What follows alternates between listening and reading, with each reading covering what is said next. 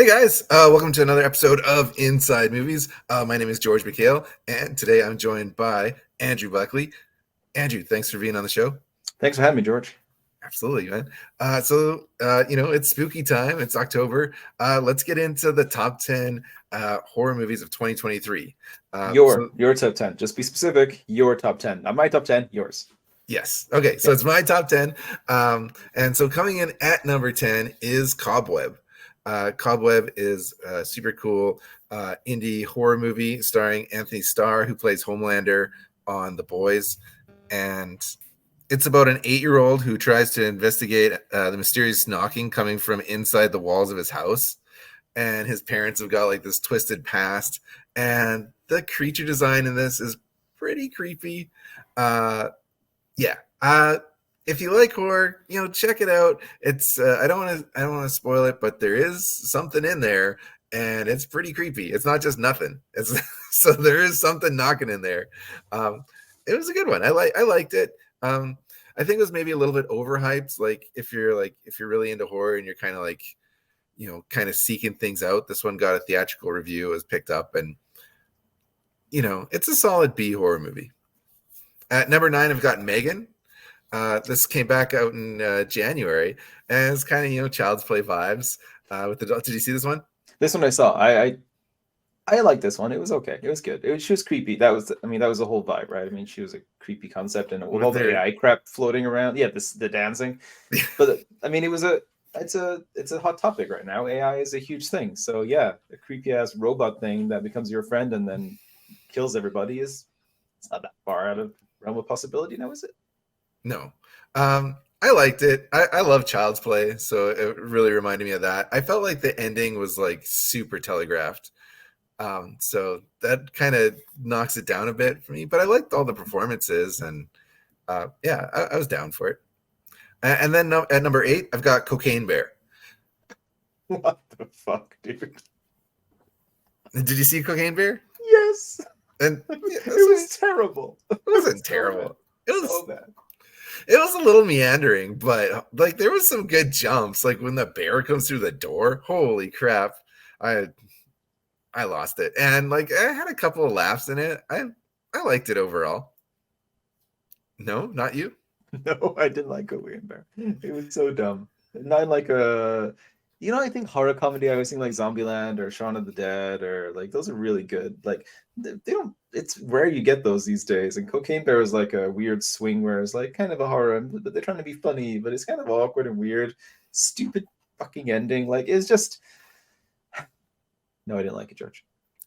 My favorite bit was with the paramedics. That was the best part of the movie for me. Yeah, I do feel like there was kind of too many characters, and it was kind of going in too many different directions, and yeah. But at number 7, I have another horror comedy, Renfield. Nicolas Cage and Nick Holt. Nick Cage playing Dracula, and Renfield being in like a kind of a victim support group. I thought was brilliant. It had some laughs in it. It was a lot more action than I was expecting. Yeah. One thing that kind of held it down for me was the love interest between Nick Holt and Awkwafina, the police officer. I just didn't buy it like at all, and I just didn't find her that funny. Like it's kind of a lot of yelling. It's kind of like Kevin Hart vibes for me, where it's just like instead of like having something funny to say, just like bring like a ton of energy. And not like, don't get me wrong, Kevin Hart can be hilarious, and Awkwafina can be funny too. But I just didn't feel like they had the material on this one.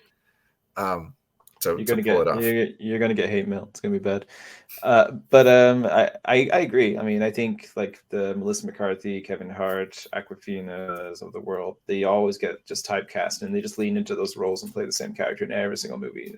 I mean, they're funny for what they are, but yeah, it doesn't elevate. I didn't like Renfield either. I thought Nicolas Cage was amazing as Dracula, and they've done the entire movie with Nicolas Cage as being an insane Dracula. That'd be awesome. But everything else about it really was, I don't know. It just wasn't funny. Again, it wasn't horror comedy, but I didn't find it really funny at all. It's a tricky balancing act. Mm-hmm. At number 6, I've got The Pope's Exorcist. I haven't seen it yet. Don't spoil it because I haven't seen this one yet. So it's the Russell Crowe exorcism movie. He plays a cool character. He's got a bit of swagger to him, which was kind of unexpected because you think like a pope to be like really serious, but he's actually kind of funny and charming. And it has a lot of like exorcism tropes in it, so it's not really breaking new ground, but it's a nice kind of romp through familiar territory. I liked it. It's worth checking out if you ask me. At number 5, I've got Knock at the Cabin, M. Night Shyamalan's newest, starring Dave Bautista.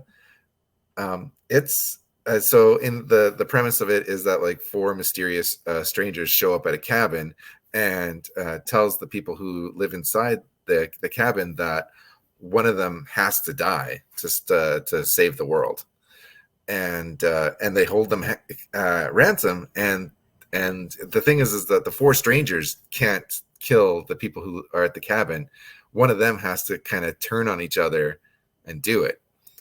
So it's kind of high concepts, and there's a bit of a twist, which I did see coming. But it was enjoyable, and I really liked Dave Bautista. When he kind of plays like these more serious roles, the dude's getting to be a pretty good actor. I liked it. I liked it overall. I thought it was. I think it was one of M. Night Shyamalan's like best movies of the last like 10 years. He's barely done anything in the last 10 years. Oh, he's done lots, but this one I liked more. When does in your opinion, when does lazy writing become high concept for you exactly? Like where does that transition happen, George? Did you see this one? Yeah, I saw this one. You thought it was lazy writing?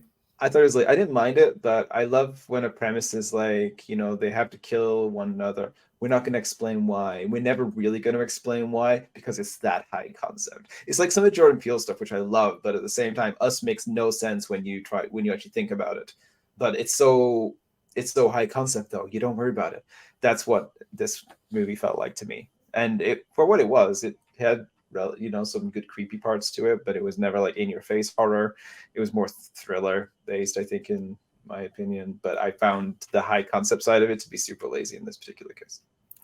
Yeah, I don't know though. Like I think with Us, it's not all about like linear storytelling making sense. It's also about like just vibes and atmosphere and performances, so like there's a lot of things that make a movie good, and it's not just the writing. It's all about the writing, George. I can't believe you're saying, why are we even friends? This doesn't make any sense. Actually, let's get into something that we've written on that subject. We have a new Kickstarter out right now. There's a link in the description of this video. Can you tell the world a little bit about Fantasy Quest?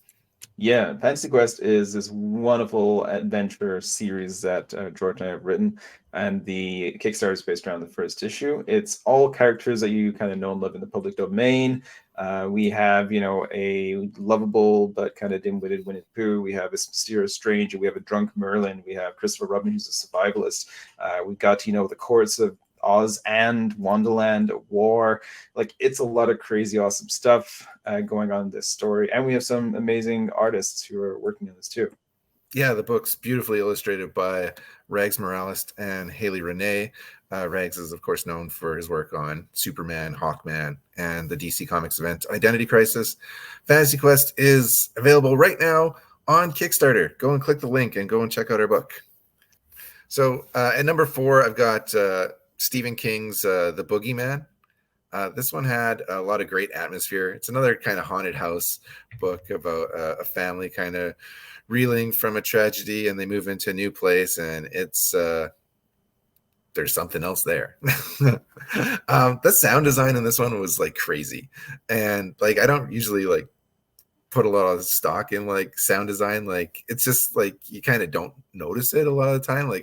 But this one was like there was just like in the theater, it's like crazy, just everything coming around you, and the creature was creepy, and like there was like these bits with like the lights would like light up when the creature was around, and it was scary. I watched it by myself. I was at some Comic-Con, and I went to the theater and at night, and I thoroughly creeped myself out and like was looking over my shoulder on the way back to the car in the parking lot.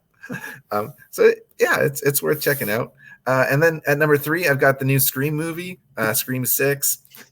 Scream is my all-time favorite horror franchise. This one didn't have Sidney Prescott, Nev Campbell in it, but I'm really liking the Carpenter sisters that were introduced in the 5th installment. I'm here for it. They moved settings, so it's in New York City now. Did you see this one? Yeah, it's a thoroughly good time. Yeah, it's a good movie. It's stupid. It's so stupid. It's gone even stupider. Like, I can't believe how stupid it's gone. But at the same time, I was like, I don't care. Just keep stabbing all these people and them not dying. It's amazing. When they were on the ladder in between the 2 buildings, I'm like, this is dumb. But at the same time, I was like, I can't wait to see what happens. I liked it.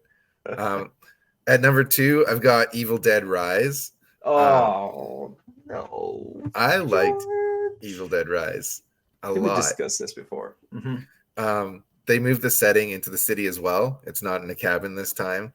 And the mom, if you've seen the trailers from it, she is thoroughly creepy. And I liked how, they had this earthquake kind of make the apartment building like still secluded, right? So they couldn't just run for help. They were kind of trapped up there, and it works for me. I like the performances. I like the killer mom. And I even liked how weird it got at the end. And it gets pretty weird at the end. You didn't care for it?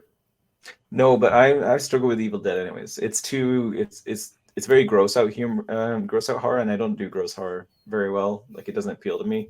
So I kind of watch this thinking, like, maybe I'll like this one. But even from the fucking get-go, like the first 3 minutes in the cabin where she like rips her scalp off or something or whatever it was, I was like, ah. So it puts a bad taste in my mouth. I struggle with these kinds of movies, and it gets so ridiculous, and there's so much lack of hope in the Evil Dead movies. I'm like, why does anybody watch these? They're depressing. So not the jam. There's also some comedy in them too, right? Like, it's not just. Oh yeah, I laughed out loud so many times in this movie. It's so funny. My number 1 horror movie of the year is Talk to Me. I thought it was incredible. This is an independent Australian horror movie that was made by these 2 twins, indie filmmakers that are known for doing work on YouTube. They got a premiere at South by Southwest, and it got picked up by A24 and was everywhere.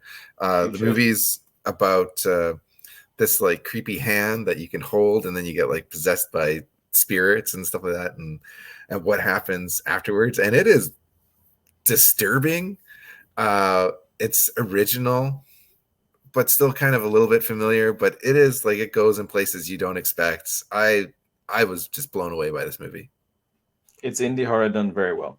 Like, a lot of indie horror is not done very well, but this one was done very, very well. And they leaned into the limitations of their budget or whatever they had going, and I thought it worked really good. So yeah, this was creepy.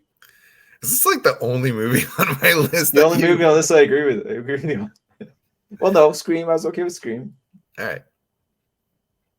Yeah, that's it. This is 2 movies, 2 out of 10. All right. So there you go. If you're looking for something scary to watch, this October, there's 10 recommendations from me and 2 from Andrew. 2 from me. And that's going to do it for another episode of Inside Movies. Make sure you check out Fantasy Quest. Again, link in the description of this video. And until next time, peace.